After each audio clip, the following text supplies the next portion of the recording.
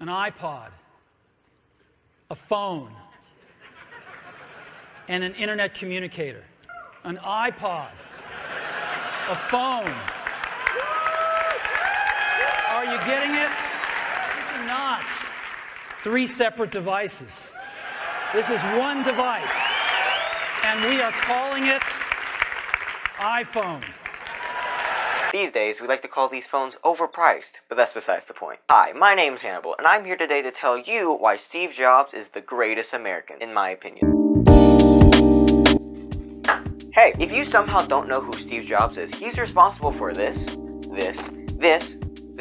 and this. Steve Jobs was an innovator of our time. And today I'm here to tell you why he is the greatest American. Now before everything gets started, let's get something clear. The title Greatest American is subjective. While I may say this person is the greatest American, you will say this person is the greatest American. It's all based on opinion. But I do hope this video will help you rank Steve Jobs in at least one of the greatest Americans of history. But in order for me to tell you how he's the greatest American, we have to start from the beginning. When Steve Jobs was born, he was put up for adoption. Biological parents at the time, Joanne Schiebel and John Gidali, I think is how I say it, were two college students at the time who had Steve Jobs. Oh yeah, I forgot to say, Steve Jobs was born on February 24th of 1955. It is very late and I'm surviving off coffee. The thing that sucks is after Steve Jobs was put up for adoption, his biological parents are like, hey, you want to get married and have another child? Which they proceeded to do. He didn't find this out until he was like 27, so yeah, that must have been fun. And also, Steve Jobs was unnamed, so he wasn't even Steve Jobs until he was adopted. Steve Jobs now is an infant and put up for adoption. He was later adopted by Clara and Paul Jobs. Clara was an accountant, while Paul was a Coast Guard veteran and a machinist. But Steve Jobs and his new adoptive parents, they now lived in Mountain View, California, which is now known as Silicon Valley. As a young child, Steve and his dad, Paul, worked on electronics. You know, they tinkered, they took apart and reconstructed things, where we see Steve Jobs' passion for electronics and technology come from. While Steve Jobs was in elementary school, he was a bit of a prankster and really didn't study. In fact, one of his teachers had to bribe him in order to study. But the thing is, on the test, he did really well. So well, in fact, that the administrators wanted to bump him up to high school, but his parents declined that offer. After Steve Jobs finished high school, he enrolled in Breed College in Portland, Oregon? Kidney? Not really knowing what to do with his life, he dropped out after 6 months, but then spent 18 months dropping in on creative classes at the same school. Jobs even said once one of the courses about calligraphy developed his love for typography.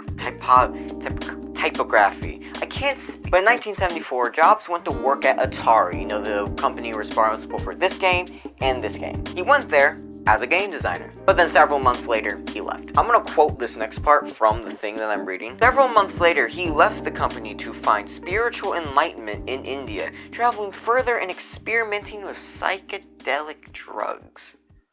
What the fuck? But now it's time we talk about Steve Jobs' friend, who is also named Steve. We'll call him Steve Woz, because I can't pronounce his last name. This pair met while they were in high school, and Woz said in an interview that the reason that they clicked so well is because they both loved electronics. They loved the way that they put the chips into the computers and stuff like that. And later in life, Jobs and Woz would make the company Apple. Speaking of Apple, did you know that it was started in a garage? Yeah, in 1976, they started Apple in a garage. Family garage, as a matter of fact. In order to fund this little company that they were starting, Jobs had to sell his Volkswagen bus, while Woz sold his beloved scientific calculator. Truly a sad day. But it was all worth it, because both Jobs and Woz were credited for revolutionizing the computer industry, making computers smaller, cheaper, more intuitive, and more accessible to everyday life. While Woz was in charge of conceiving these computers, Jobs was in charge of marketing. The first product, the Apple I, earned about $774,000 in cooperation. And then a few years later, Apple released their second model, the Apple II. But with this new model, the company's sales increased by 700% to $139 million. Now that's a lot of cash. And in 1980, Apple became a publicly traded company, and at the end of its first day, it made $1.2 billion. It's a lot of deer. This is where a bit of a downfall happens. The next several products that Apple were making were more misses than they were hits, leading to another tech company by the name of IBM quickly surpassing them. And John Sully of Pepsi-Cola, someone which Jobs wanted to become CEO of Apple, said that Jobs was hurting Apple. And in 1985, he left the company. And And now it's time to move on to the next topic. He started a company called Next, which was bought by Apple in 1996 for like $429 million. But after this event, Steve Jobs took his position back as the CEO. It was time to change some things up around Apple. New management team, altered stock options, and a salary of $1 a year, Steve Jobs was ready to change the world. Which he did when he introduced the iMac, an ingenious product that caught the consumers that he once had back into his grasp. Then it was the MacBook Air, iPod, iPhone, the thing that I showed you at the start of this video. In 2007, quarterly reports were improved. Stocks were $200 a share. Record-breaking numbers at this time. The company even making a $1.58 billion profit, which if I do remember correctly should be at least more than 2 pennies. See, things did get good again. And it's because of Jobs that we have all these revolutionary devices, which in fact have inspired a bunch of other companies to make similar products. You know, to make money, to be fair, but still. And by this time, Jobs had a whole family. He married a woman named Lauren Powell and had 3 children by the name of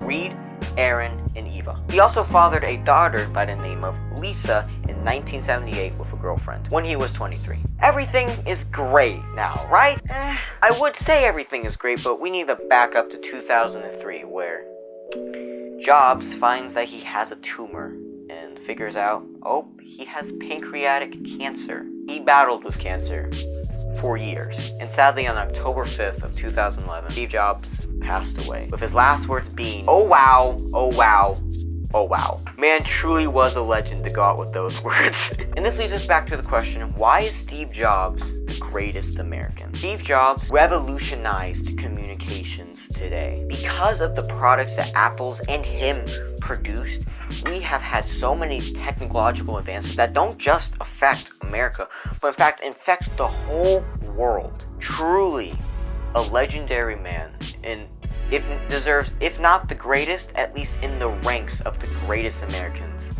in history. And that is why I think Steve Jobs is the greatest American. I hope all of you enjoyed this little video I made for this lovely little class that I'm taking. It is very late, and I've been surviving off of this lovely little coffee for a few hours now, so yeah, I don't taste great, but it does the job. If you are interested, I did link the 2 websites that I used for the making of this video in the description, so if you are interested, go check them out. And with that being said, I will see all of you people later. Stay trashy.